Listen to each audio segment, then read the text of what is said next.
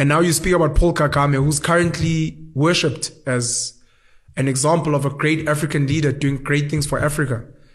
Is that not the case?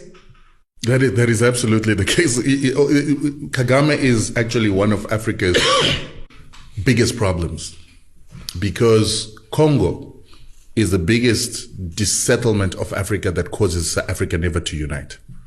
And Kagame is the reason why we've got the Congolese struggle. The DRC, my basic understanding is that it's the wealthiest country in Africa, on the continent from a mineral perspective. In the world, yeah. It's the wealthiest country in the world from a natural resources perspective. 100%. And you're saying Paul Kagame has a part to play in that? Yeah, people don't understand that we always hear about the Rwandan genocide. The Rwandan genocide was started by Paul Kagame. And he started the Rwandan genocide because he wanted to take power by force in a country that would have never elected him into power, because he came from the minority Tutsis who used to be supported by the colonizer and used to be the administrators on behalf of the colonizer. So for Paul Kagame to come back as a Tutsi to come and take power in Rwanda, he needed to do something. And what he did is he started the genocide. He started the genocide by bringing down a plane that had two presidents, Hutu presidents, the Burundian president and the Rwandan president. Paul Kagame and his RFP forces shot down the plane when it was landing back in Rwanda from actually an AU meeting. And when that plane came down, then it inflamed the Hutu people who knew that they were RFP fighters who were trying to take power by force. And so they began to fight against Tutsi people who they felt wanted to come and take over power.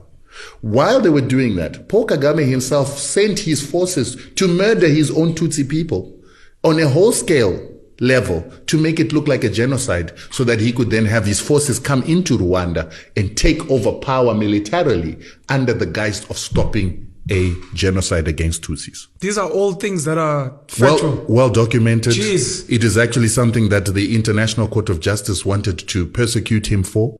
And then the Americans covered up for him and the French covered up for him so that it wouldn't come out. But Paul Kagame came into power by murdering his own people. Then when he did that, he then took Laurent Kabila, who was now living in Rwanda, to go and take over power from Mobutu Sese Seko. These are the leaders in the DRC. This was in the DRC.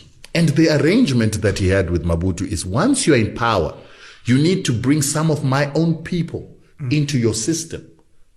And the reason why he wanted to bring his own people into the system is that the Tutsis see themselves as a superior people to Bantus. And so they want to reinstitute something called the Mapororo Tutsi Empire that is going to rule over Central Africa and the Great Lakes. Because if you look where they came from in Uganda, Museveni is Tutsi.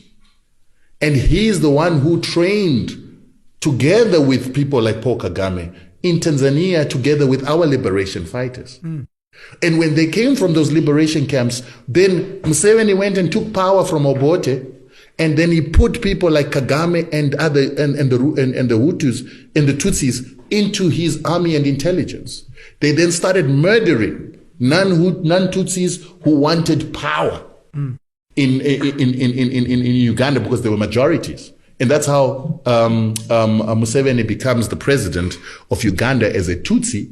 And then he begins to assist Kagame, together with the Europeans, the Americans, to then create a force that is going to take power in Rwanda. And then they must take power in Rwanda, instill a Tutsi in Burundi, and instill a Tutsi in Congo. So when they then succeeded in getting Kabila into power, Kabila refused to put Tutsis into his government.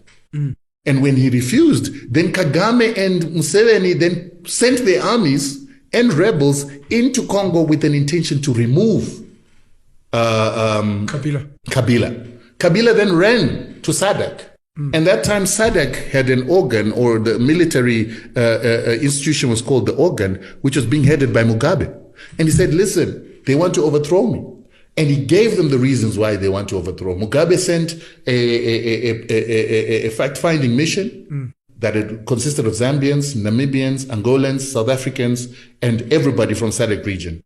And he realized that this was actually a problem. So they went to Uganda, they went to Rwanda, they couldn't find Museveni when they went to Uganda, they couldn't find Kagame when they went to Rwanda, but they got information that there was going to be an overthrow of Kabila, and then the UN was going to be forced to actually come up with a policy that says Congo must be broken down into 5 countries. Jeez. The 5 countries would then be easier to loot for the West through Uganda, Rwanda, and their own people that they would have placed within the Congolese system. Then Zambia and Zimbabwe